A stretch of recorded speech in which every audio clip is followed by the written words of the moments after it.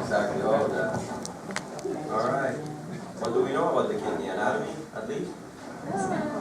Nephron?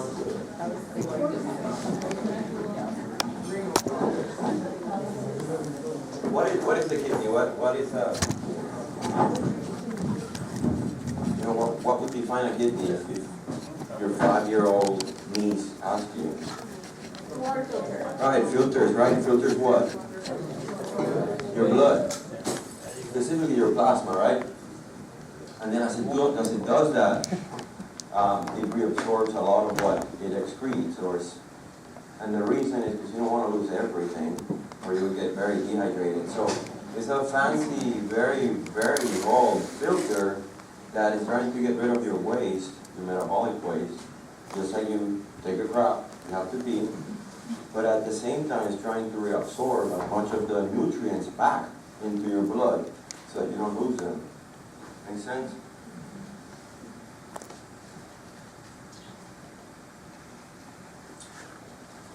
So this is the plan. You guys have 2 sets of notes. I'm going to grade you on the notes, not on the PowerPoints. Is that clear? The PowerPoints are just for me to show you an image so that you don't get bored with the words. But the way those Word documents are outlined, they are very powerful, in my opinion. They're very straight to the point, bullet points, not a lot of fluff. And it's not easy to explain. That's the amount of material you need to know in order for you to manage cases in clinics. That's the bottom line. So I will grade by the Word document, but I will show you stuff with the PowerPoint.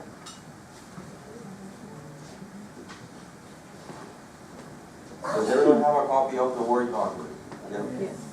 Excellent. So let's go with the anatomy. Blood supply.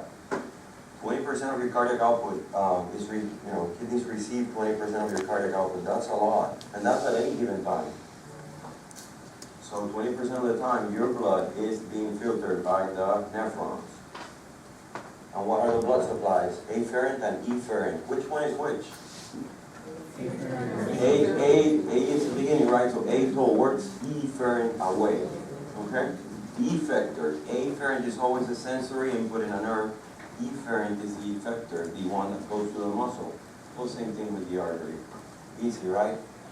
So we're going there with the interlobular artery, which I don't really care. It's just know that that's a branch of the renal artery, right? And then you have the afferent coming in, and then you have the glomerular capillaries, glomerular tufts, another synonym, and then you have the efferent.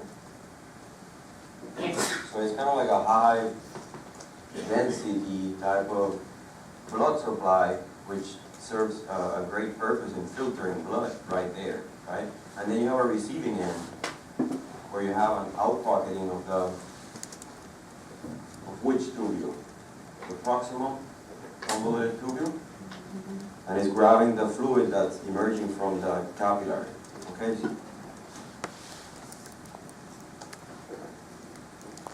So this is called a glomeruli, the whole thing, the blood supply and the receiving end, where you're getting already fluid from the filtration slits of the endothelium, the Bowman's capsule, into the proximal tubule. All of that is the glomeruli. Okay, so there are diseases that are specific to that area of the kidney/nephron. And there are diseases that affect then the tubules, which are down here. So this is now we're kind of getting a bigger perspective, where we have the glomeruli here, but then we have the tubules. So we have tubular disease and glomerular disease. Make sense? Glomerular disease has to do more with pressure, right? With blood pressure issues.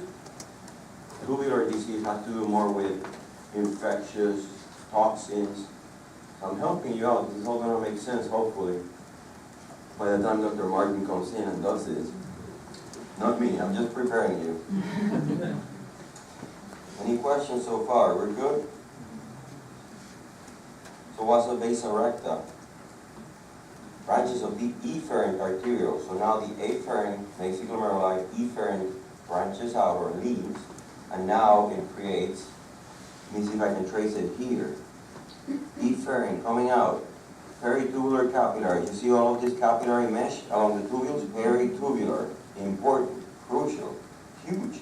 And then at the end here makes a vasa recta down into the medulla. Okay? Then all of that is recovered back, obviously at some point it makes the vein. You have to go back outside of the kidney, right? So from the vasa recta you go into the venous circulation. And I'm going to harp on this because this is basically the nephron. That's it. That's all you need to know as far as anatomy. So we're going to review this again and again and again in the context of fluid therapy, in the context of drugs, in the context of hormones.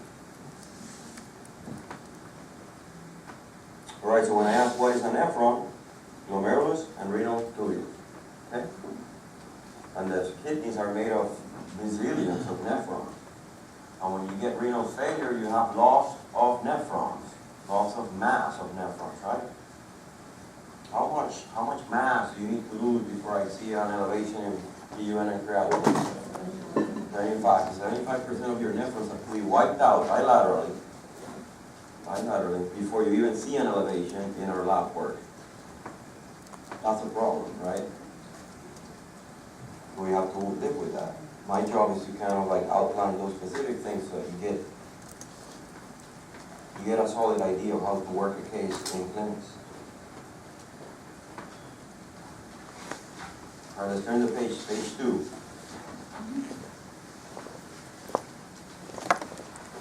Overview, one more time. Renal artery, afferent arterial, glomerular capillaries, efferent arterial, peritubular capillaries, vasa recta, and then the vein. So you can trace it, all of it. Okay? And then you have the actual epithelial side of the nephron, or the one that's holding in the peritubular fluid, which will eventually be urine, right? Proximal tubule here, or Bowman's capsule, proximal tubule, descending limb of the loop of Henle, ascending thick limb of the loop of Henle. What is this? Distal convoluted. This is convoluted. And then you have what? Collecting duct, perfect. And then the renal, renal pelvis essentially, and then you take your in.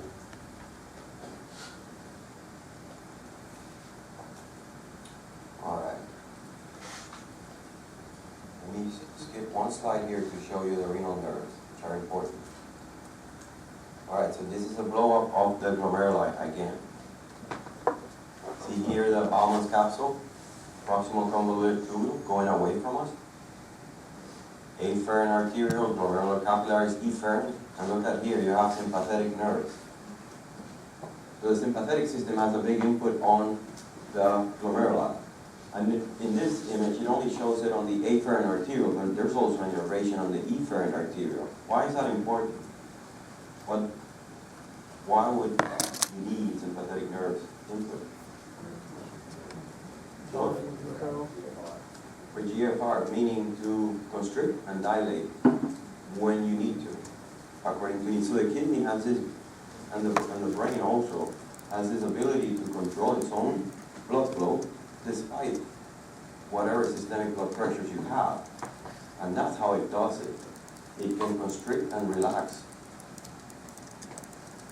either end in a very specific fashion to maintain perfusion pressures regardless of whatever driving pressure is feeding the system. Make sense? And thank God for that. Now we mess this up with NSAIDs. We mess this up with ACE inhibitors, and I'll go into detail. But we need to get the anatomy down first. Now let's go back. Again, don't focus on the slides. I don't need that much detail. It will be the wording on the document, okay? So why do we need a kidney? What does a kidney do?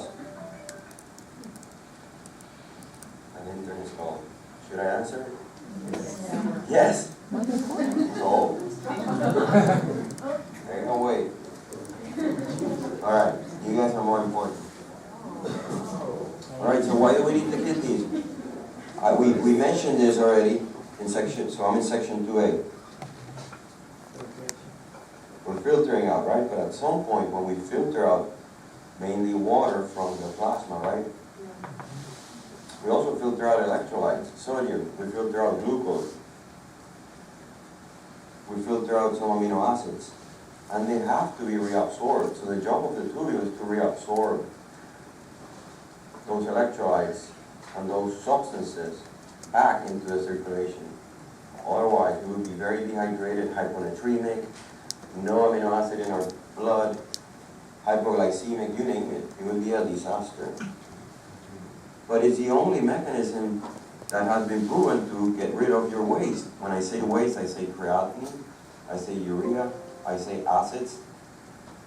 So the only way to get rid of this is like having a high pressure system from the blood to the kidneys, and then reabsorbing the essentials back and leaving the waste in so that you can excrete it. So that's what's happening. The proximal tubule is the area of reabsorption, okay? This is where the majority of the sodium, the water, the amino acids, and the glucose will get reabsorbed. Everything else distal to it, distal I mean towards the collecting tubule, is, as I call, icing on the cake. But the kidney is so smart that it actually regulates the distal portions. Distal, I mean after the proximal tubule, with the use of hormones as needed. So this is where we get aldosterone, right? This is where we get ADH, and you can see it on that image. So if you have the hormone, you can customize whatever you reabsorb more. If you don't have the hormone, then you let it be, and it gets excreted.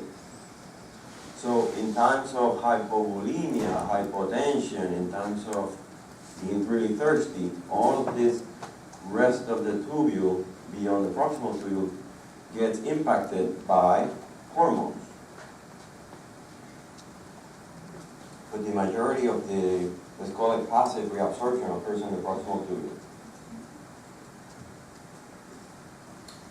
Let's review really quick, because I'm assuming that you guys know secretion, absorption, and all of that. This is as simple as it can get. Number one, filtration, right? Afferent, glomeruli, high pressure system, and you have filtration slits. So you filter. What is the one thing that stays behind? Two things that stay behind in the blood that don't get filtered at all. Proteins.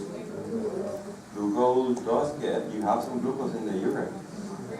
What else? Cells.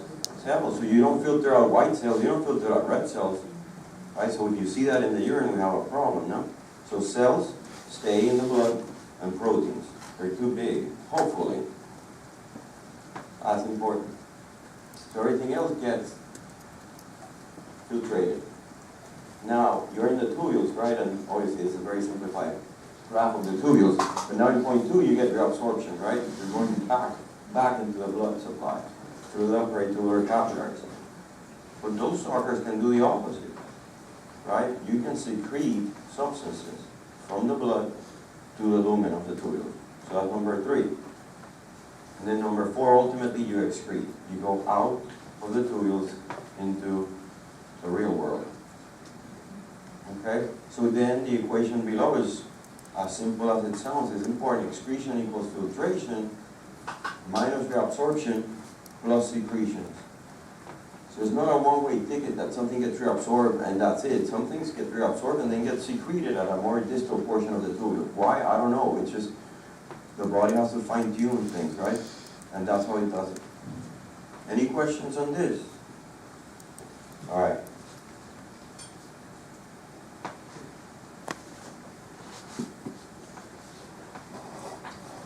Oh, the dreaded,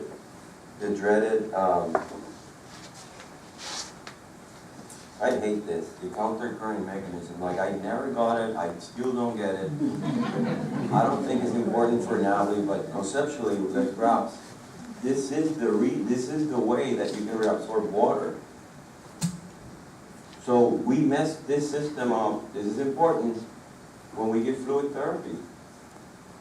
We mess this up when we give diuretics. And it takes days for this mechanism to get reestablished after you make an impact to the system, whether with fluid therapy or diuretics. So in that context, it's important to have a basic understanding of how it's made. I'm going to look at it from the area of being inside the tubule. So this would be a thin, you guys see there? Thin descending loop of the loop of Henle, which is very permeable to water. And if it's permeable to water, I'm going to make things more concentrated inside, right? And I'm going down. Now I have a very concentrated, very salty osmolality here in the tubule, very deep into the medulla, right? I'm going down from the cortex to the medulla. So the key here is that this thick ascending limb is impermeable to water. So now water wants to be at the same level as the blood all the time. There always wants to be a balance.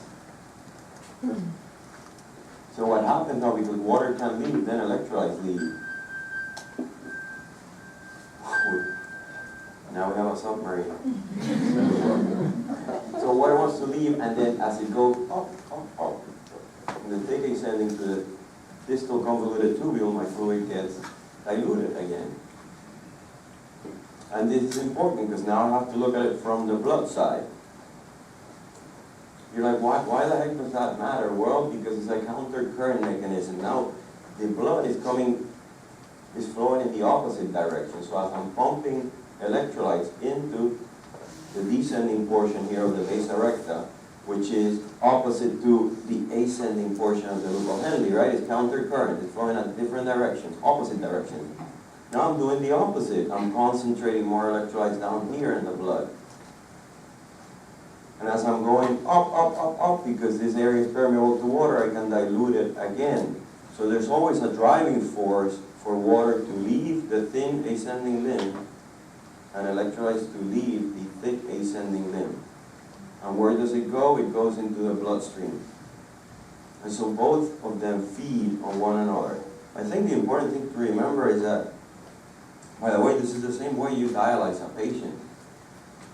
You keep a counter current exchange of osmoles running opposite to the blood that's being filtered by the patient. So this is a way to continually be having more osmolarity or more saltiness down into the deep regions of the medulla. And by doing that, you can tweak all of this so that you can pull more electrolytes from out of this area and pull more water out of this area, or less, according to the need of the blood that's going through it. Again, I don't know if you understood it. It's very complicated, but I think the concepts are important. And so when I give a bunch of fluids to this animal, right, I'm going to make this more dilute. This blood, because I'm in the blood, right? I'm in the vein. Huh? And so there's more need to dump electrolytes into there. Well, if I dump more electrolytes from the tubule, I'm going to make more water in the tubule. So that's why they get isostenuric, right? So it all kind of makes sense, but you have to really definitely study these two slides and the paper that I'm giving you, and then ask me again if you got it or not.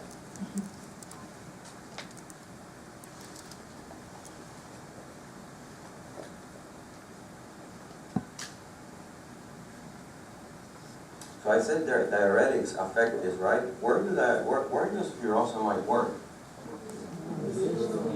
In the ascending loop, so it works right here. So now, if I block this receptor here, I can't reabsorb water, right? So where does the water stay? So, well, I can't reabsorb electrolytes, I'm sorry. I can't reabsorb. So those electrolytes stay in the tubules, right? And you urinate them out. So your urine, when you're on diuretics, is very salty.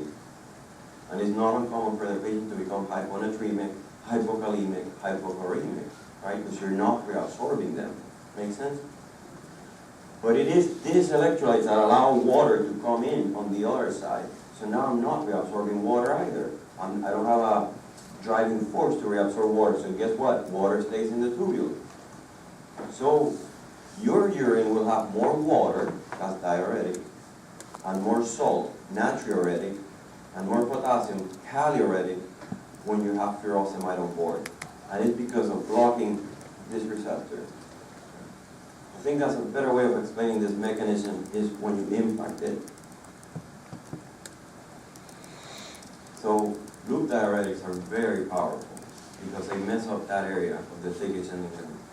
And by doing so, they mess up the counter-current mechanism that keeps electrolyte and water levels in your tubules very regulated. All right.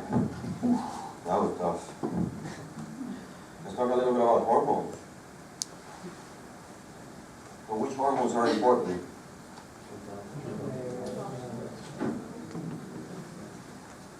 Aldosterone, right?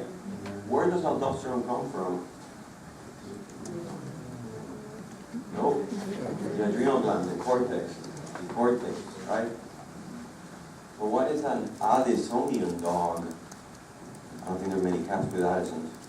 They can, but not many. Well, it's an animal that cannot produce aldosterone, right? So let's talk about aldosterone and what it does first. It comes from the renal cortex, right? And it impacts this area, the distal convoluted tubule, and it increases sodium reabsorption.